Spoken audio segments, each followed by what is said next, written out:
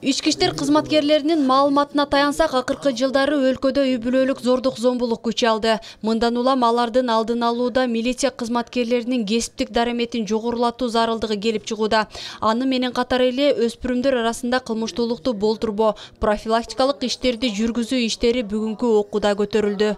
Бұл семинардың алқағында біз ар бир катышуучу кызматкерлерге жана биздин жарандарыбызга методикалык китепчелер таратып беребиз. Ошол закондорду, жаңы мыйзамдарды, ошол өспүрүмдөргө зомбулук кылса кандай алгоритм болуш керек, кандай мамиле кылыш керек, эмне деген жардамдар көргөзүү боюнча. Ошол эле учурда бул семинар область аймактардын баарын өтөт. Коомдогу болуп жаткан ар кандай кылмыштуулуктардын алдын алууда бир гана орган кызматкерлеринин ишмердүүлүгү жетишсиз. Мындан улам 2 күнгө созулган мына ушул семинарда жергиликтүү бийликтин өкүлдөрү да чакырылган. Кызмат көрсөтүүлөрдү атасында бүгүнкү күндө бизде 17 субъект профилактика бар, туурабы?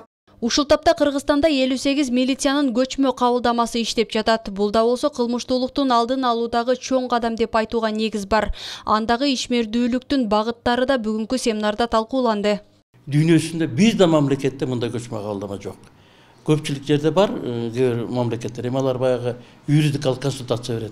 Ha biz göçme kaldırmaya nelge varıp, acele cekele çıkıştırılan hizmetkerleri olmasından, sosyaldık organın hizmetkerleri, salamatlık sakta, elge birim veriyor, jerilikte başka organları, anacana militsiyаны kolda boyunca jarandıq aktivistlere katışıp, atayın jurnalga büyük kanday göy mesele olsa, meyli pensiya, meyli пособие, meyli su talaşpa, yer talaşpa, oşonun bарын biz militsiya kattap, анан тиешелүү деңгээлде бийлик бутактарына берип атабыз да.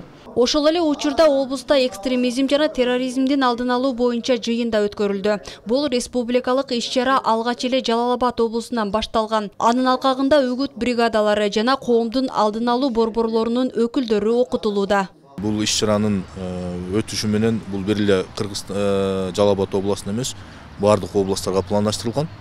Бүгүн биринчи ушу Жалал Абад областында баштап атабыз.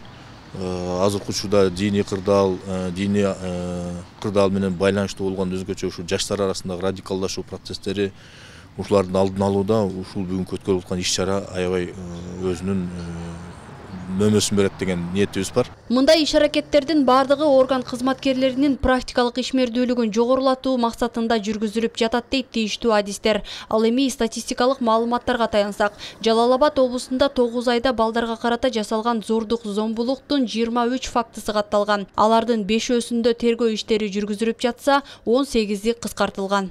Жаңылай Болотбекова, Жанызак Нурдавлет уулу, Жалал Абад шаары.